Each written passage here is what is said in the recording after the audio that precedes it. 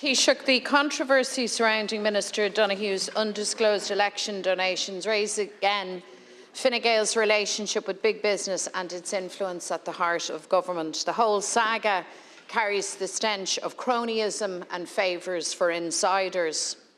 The businessman at the centre of this controversy, Michael Stone, issued a statement today.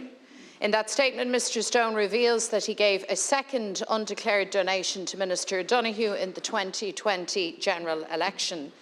This means that Minister Donohoe failed not only once but twice to disclose a donation in back-to-back elections from the same wealthy supporter. A supporter, let it be said, who has secured lucrative state contracts, who was appointed to the powerful Land Development Agency by Fine Gael outside of the normal process, and was appointed as chair of the North East Inner City Programme Implementation Board. Mr Stone has now resigned from both bodies. A theme of this controversy is the minister's ever-changing story, the muddying of waters, the ducking, the diving to evade accountability. It has been an exercise in concealment and cover-up from start to finish. And this morning we have it again. Mr Stone claims that Minister Donohoe asked him twice if he had paid for his postering operation in the 2020 general election, and that he told the minister that he had not. Then, in a eureka moment, as the minister is being questioned on the floor of the Dáil, he remembers that he had, in fact, paid for the postering in 2020. This is the farcical story that the minister asked the Dáil and the public to believe, and nobody buys it. The reason why Mr Stone has had a sudden recollection is because he knew they were caught out. The idea that this donation simply slipped through the net and slipped out of memory doesn't stack up. The idea that the minister didn't know and the businessman simply forgot does not hold any water. Are we seriously supposed to believe that neither the minister, his director of elections, or any member of his campaign team knew nothing of who was putting up the election posters? The posters had to be ordered, they had to be delivered, the distribution of the posters had to be planned, and Michael Stone's vans were crisscrossing the constituency, putting up the posters and taking them down. The truth is that people had to know that Michael Stone was taking care of the postering, and Minister Donohoe had to know also. Tá sé seo anna dóiríre, tá rud éigean aisteach faoi scéal an Ara Donohoe. Tá a creadúnach I grua cás caithfí sé an iarna a insint. The minister's credibility now lies in tatters. He has chosen concealment and cover-up again and again, and at every turn the truth has to be dragged out of him. He was informed about the nature of the 2016 donation in 2017. He did nothing. He denied there was anything to see when questioned by the media in November last, and only when SIPO wrote to him was he forced to respond. When asked about the 2020 election, he denied the involvement of Mr Stone. Indeed, we would know nothing of the 2020 donation if it weren't for questions being put to the minister here in the Dáil last week. The minister misled the Dáil last week, and now, to continue the cover-up, Michael Stone falls on his sword, all to protect the minister. Taoiseach, are you also standing by this story? Do you also claim that the minister didn't know and that the businessman simply forgot? As head of government, do you stand by this account of events? Thanks very much, Deputy. And as you know, Minister Donohoe will make a statement in the House this afternoon and will take questions on it, and that will be an opportunity for you to put some of those questions directly to him, should you so wish.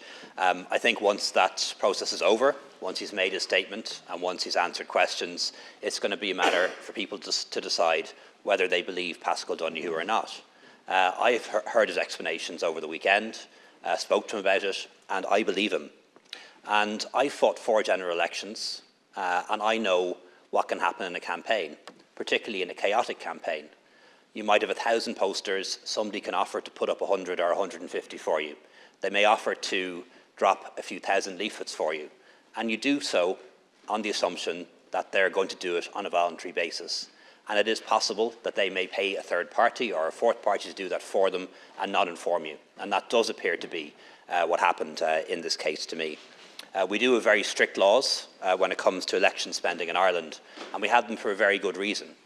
We don't want it to be the case that people have to have hundreds of thousands of euros or millions of euros just to stand in an election. And that's why we have spending limits which can't be breached and spending limits which were not breached, even inadvertently, by Minister Donohoe with respect to 2016 or 2020, because we don't want to have the kind of politics like they have in the United Kingdom or the United States, or indeed other parts of this island, where politicians and political parties accept multi-million euro donations, Deputy, which is something that your party has done with questionable legality, quite frankly.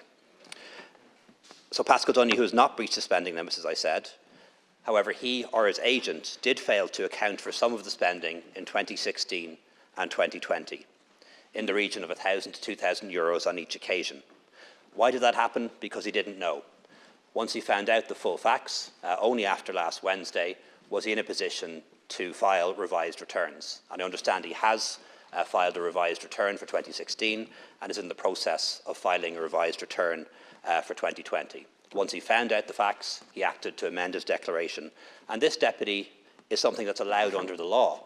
And you know it's allowed under the law because your whole party had to file your election declarations on 3 occasions after the 2020 election because you neglected to include in your accounts a €7,000 payment to a British polling firm. You tried to claim that you did that after you noticed the error yourselves. You were exposed on that, and it turns out that you only found out about that after the Irish Times contacted you. So Sinn Féin, your entire party, filed your returns in 2020 3 times because of errors identified by the media, and the sums involved were much greater than any sums involved in relation to Minister Donohoe here. So it's a very different standard that you seem to be trying to apply to him than you would apply to your own party. And indeed, Deputy, you need to consider revising your own declarations. Your declarations show that you received a personal donation of €1,000 from your friend, gangland criminal and Navan Road torturer, John Dáil. Around you are members of your party who've claimed that that was a donation to your party. That requires you to decide which it was and to make an amendment to your own declarations, Deputy, just as Minister Donohoe has. Nice try at distraction.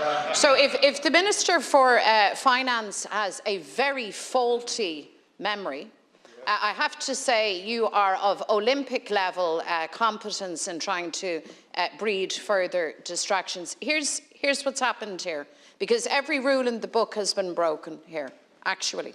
Spending limits, I suspect, have been breached. And certainly a corporate donation was made by somebody not registered as a corporate donor. But here's the real rub in this. You see, a very wealthy individual, a person, by the way, who is a beneficiary of state contracts, who's appointed to state boards, is a donor to the Minister for Finance. That's a matter of public interest. But the concealment of that, and the deliberate concealment of that, election after election, is a real cause for public worry. And there is a need for accountability on this. You say that Minister Donohoe will come before the House again. I imagine to spin the same cock and bull story that he spun last week. But I put it to you, Taoiseach, that it is not credible on your part for you to attempt to stand over these donations that were undeclared and the cock and bull story that your colleague has fabricated after the fact to try and cover his tracks. Thank you, Deputy McDonald. Taoiseach. Thanks, Deputy. Exposing your hypocrisy is not a distraction. It's simply telling the truth, something that you consistently run a mile from.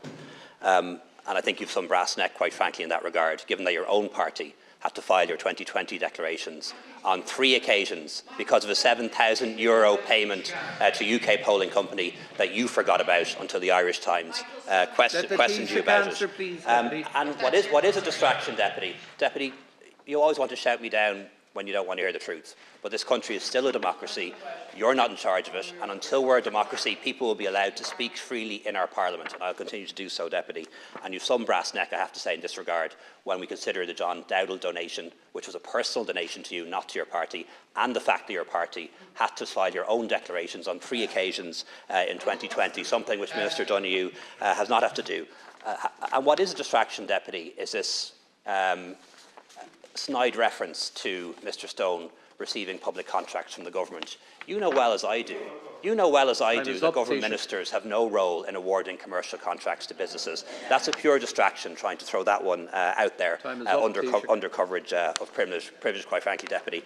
And the reason why Minister Donohoe and his agents did not declare the donations is they didn't know they happened. They didn't receive the donation, they didn't give the donation. No money was exchanged. A service was provided. Which they believed was done on a voluntary basis. And once they found out about it, they made efforts to put things right.